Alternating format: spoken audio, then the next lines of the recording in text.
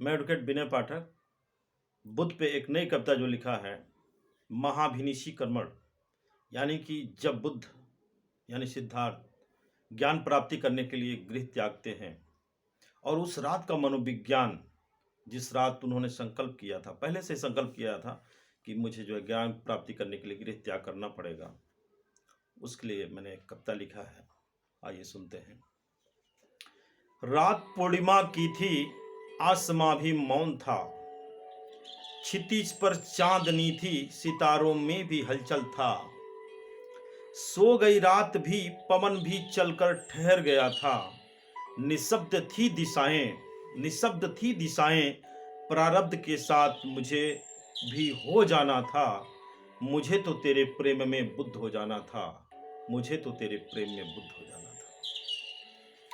ना ही जीवन को जान सका, ना ही मृत को जान सका। जरा वृद्ध और मृत देखकर कैसे घर पर ठहर जाना था, कैसे घर पर ठहर जाना था। जीवन के उस पार या मृत के उस पार मुझे चले जाना था। सत्य की खोज में मुझे गृह त्याग कर सब कुछ छोड़ जाना था। मुझे तो तेरे प्रेम में बुद्ध हो जाना था, मुझे तो तेरे प्रेम में बुद्ध हो जाना था।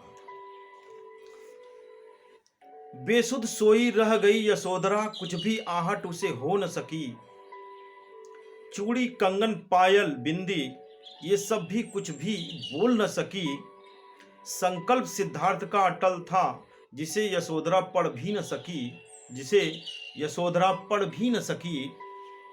सुरमयी आंखों की मादकता और रूप लावण्यता को भी त्याग देना था। मुझे तो तेरे प्रेम में बुद्ध हो जाना था, मुझे तो तेरे प्रेम में बुद्ध हो जाना था।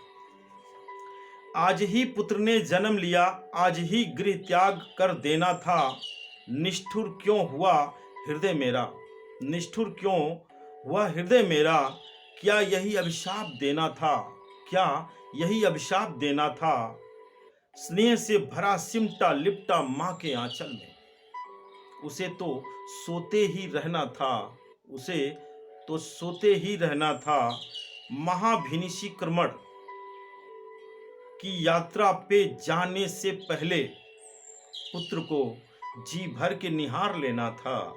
मुझे तो तेरे प्रेम में बुद्ध हो जाना था, मुझे तो तेरे प्रेम में बुद्ध हो जाना था।